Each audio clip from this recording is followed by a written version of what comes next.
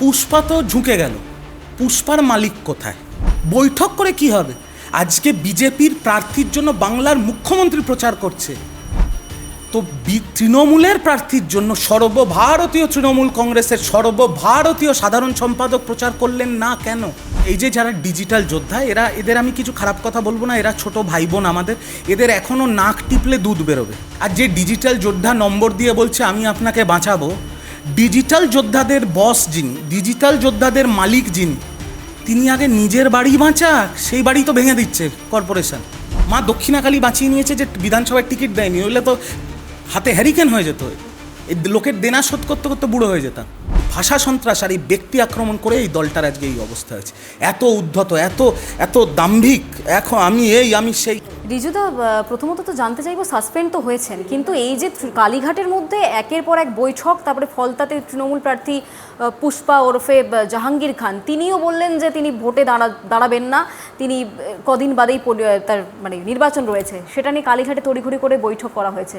কেউ যোগাযোগ করেছিল কালীঘাট থেকে? না, আমার সাথে কেউ যোগাযোগ করেনি। দেখুন, আমরা তো খুব ছোটোখাটো মাপের কর্মী, আমাদের সাথে কেন যোগাযোগ করবে? বড় বড় নেতা ভাই, বস মালিক, তাদের বড় বড় ব্যাপার। আমার একটা প্রশ্ন, যে জাহাঙ্গীর ফলতার বেতাজ বাদশাহ পুষ্পা তো ঝুঁকে গেল, পুষ্পার মালিক কোথায়?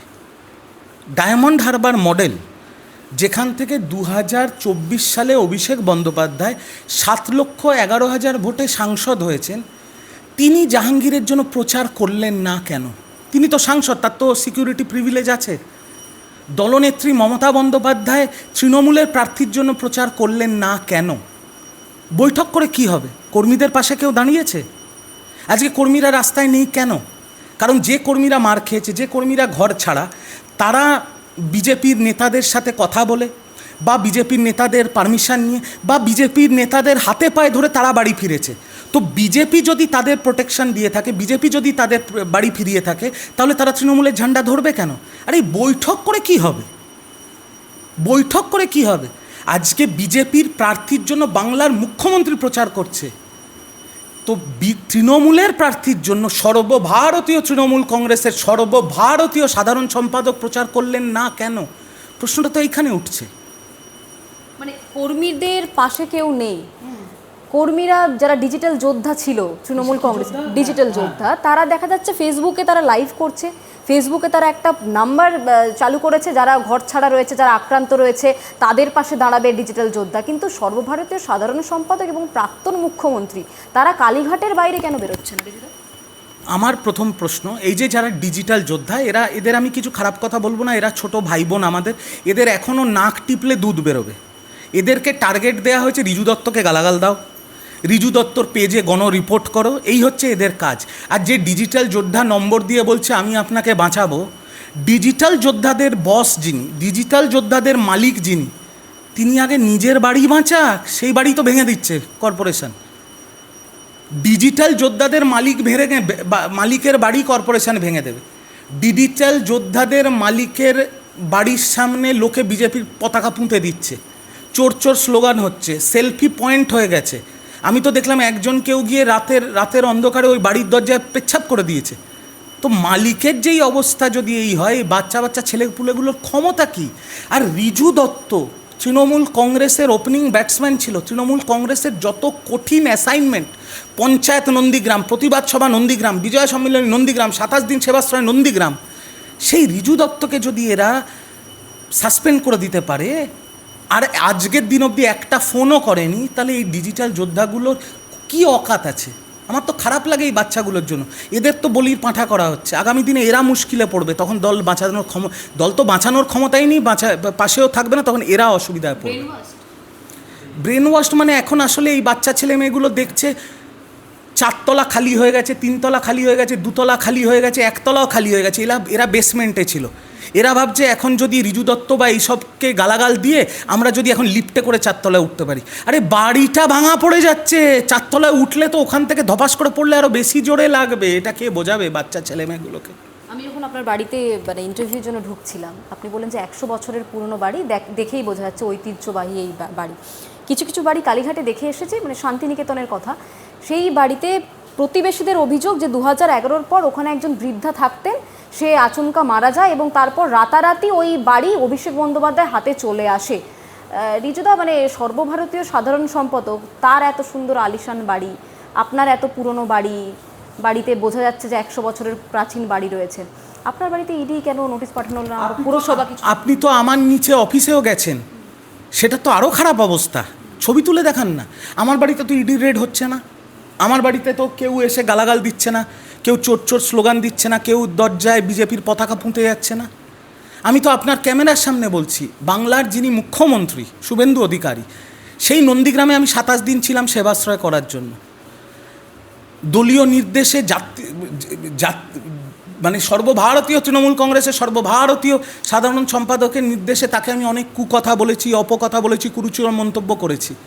আমি তো মুখ্যমন্ত্রীকে বলবো, আপনি একবার দেখুন, খোঁজ নিন দাদা, যে নন্দীগ্রামে কেউ বলতে পারবে রিজু দত্ত কারোর থেকে 8 আনা পয়সা নিয়েছে? আজকে আমি যেখানে থাকি কাশীপুর বেলগাছি, আপনারা সাংবাদিক, আমি আপনাদের ওপেন বলছি, এই বাড়ির বাইরে গিয়ে আপনারা জিজ্ঞেস করে নিন রিজু দত্ত কোনো দিন কাশীপুর বেলগাছিয়া বিধানসভায় একটাও ইল্লিগাল প্রমোটিং করেছে কিনা, কারুর জমি দখল করেছে কিনা, কারুর বাড়ি দখল করেছে কিনা, কারুর বাড়ির মা বোনের গায়ে হাত দিয়েছে কিনা, কোনো বিজেপি কর্মীকে মারধর করেছে কিনা, কোনো বিজেপি কর্মীকে ফলস পুলিশ কেস দিয়েছে কিনা? আমি তো করিনি। আমি তো হাঁড়ি চড়িয়ে তৃণমূল কংগ্রেস করিনি। তৃণমূল কংগ্রেস থেকে 1 টাকা আসেনি, উল্টে আমি দলের থেকে চাইও নি, বাট নিজের গ্যাঁটের পয়সা দিয়ে দল করে এখন আমার উল্টে দেনা হয়ে গেছে। মা দক্ষিণাকালী বাঁচিয়ে নিয়েছে যে বিধানসভায় টিকিট দেয়নি, হলে তো হাতে হ্যারিকেন হয়ে যেত, এই লোকের দেনা শোধ করতে করতে বুড়ো হয়ে যেতাম। বাঁচিয়ে দিয়েছে মা দক্ষিণাকালী। কাকে দেখে এই সর্বভারতীয় দল তৃণমূল কংগ্রেসে জয়েন করেছিলেন? কারণ আপনি এত শিক্ষিত, আপনার মার্জিত ভাষা রয়েছে, কিন্তু আপনাদের দলনেত্রী তার মার্জিত ভাষা নয়, অভিষেক বন্দ্যোপাধ্যায়ের মার্জিত ভাষা নয়, স্বরাষ্ট্রমন্ত্রীকে তিনি বাপ বলে উল্লেখ করেছেন। আমি একটা কথা পরিষ্কার বলছি, 4 তারিখের পরে আজকে এতদিন পার হয়ে গেছে, আমি অন্য লোকের কথা বলতে পারবো না, তারা এখনও তো অনেক কিছু বলছে, মাথা নত করবো না, এই করবো না, ওই করবো না। আমার কিছু আত্মমূল্যায়ন হয়েছে, আত্মমূল্যায়ন করে আমি একটা জিনিস বুঝতে পেরেছি যে গণতান্ত্রিক রাজনীতিতে ভাষা সন্ত্রাসের কোনো জায়গা নেই। ভাষা সন্ত্রাসের জন্যই পোস্টপোল ভায়োলেন্স হয়, নেতাদের ভাষা সন্ত্রাস, আর তার সেই দোষে সব দলই দোষী, একা কোনো ব্যক্তি নয়। কিন্তু আজকে আমাদের সর্বভারতীয় তৃণমূল কংগ্রেসের সর্বভারতীয় সাধারণ সম্পাদক যে ভাষা ব্যবহার করেছিল, শুধু সেই ভাষাগুলোর জন্য আজকে তৃণমূল প্রতিটা কর্মীর পেছনে একটা করে লাল এরকম বুলজাই আঁকা হয়ে গেছে। ওই ভাষা সন্ত্রাস দরকার ছিল না। আর দ্বিতীয় হচ্ছে, ব্যক্তি আক্রমণের রাজনীতিতে কোনো জায়গা নেই, ব্যক্তি আক্রমণের কোনো জায়গা নেই। কেন করবে কেউ? আমরা যখন ওই দলটা করতাম তখন আমরা তো আমাদের লিডারদের দেখে, লিডাররা যা বলছে সেই কথাই আমাদের পার্টির লাইন ছিল, এইটাই বলতে হবে। আচ্ছা, লিস্ট পাঠিয়ে দেওয়া হতো লিডারদের তরফ থেকে? বলে দেওয়া হতো এইটাই বলতে হবে, যেটা উনি বলেছেন সেটাই পার্টি লাইন, সেটা চ্যানেলে বলতে হবে, সেটা রাস্তায় বলতে হবে, সেটা সার্বজনীন মঞ্চে বলতে হবে, না বললে আউট। তৃণমূল কংগ্রেসের ভেতরে কত বড় থ্রেট কালচার ছিল, যারা তৃণমূল কংগ্রেস করেছে তারা বলবে। আজকে রিজু দত্তকে সাসপেন্ড করেছে, কাকলি দস্তিদারকে সাসপেন্ড করার ক্ষমতা আছে? আমি যে কথাগুলো বলছি, কল্যাণ বন্দ্যোপাধ্যায় তো একই কথা বলছেন, তাকে সাসপেন্ড করার ক্ষমতা আছে? আমি যে কথাগুলো বলছি তার থেকে খারাপ কথা তো তৃণমূল কংগ্রেসের চিফ হুইপ ফিরহাদ হাকিমের মেয়ে বলেছে, মমতা ব্যানার্জিকে ধৃতরাষ্ট্র বলেছে। কোনো ব্যবস্থা হয়েছে? আসলে আমরা তো বাবা মা কারুর হাত ধরে রাজনীতি করিনি, ঘষে ঘষে ঘষে ঘষে একটা জায়গায় পৌঁছেছি। তাই আমাদের সাসপেন্ড করে দেওয়াটা খুব সহজ, খুব সহজ।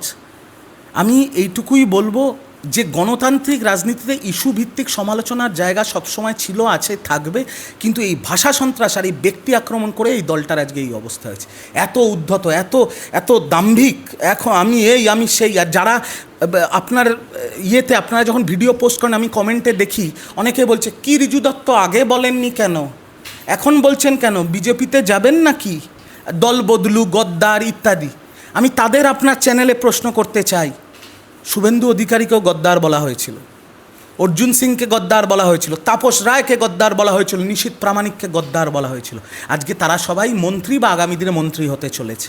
আজকে রিজু দত্তকে গদ্দার বলা হচ্ছে। কেন বলিনি এতদিন? যারা তৃণমূল কংগ্রেস করেছে তারা জানে কেন বলিনি, কারণ তৃণমূল কংগ্রেসের ভেতরে প্রশ্ন করা মানে আপনাকে ভালো ভালো খবর দেখতে সাবস্ক্রাইব করুন বাংলা হান্টের ইউটিউব চ্যানেল। বাংলা হান্টের আরও খবর দেখতে নজর রাখুন।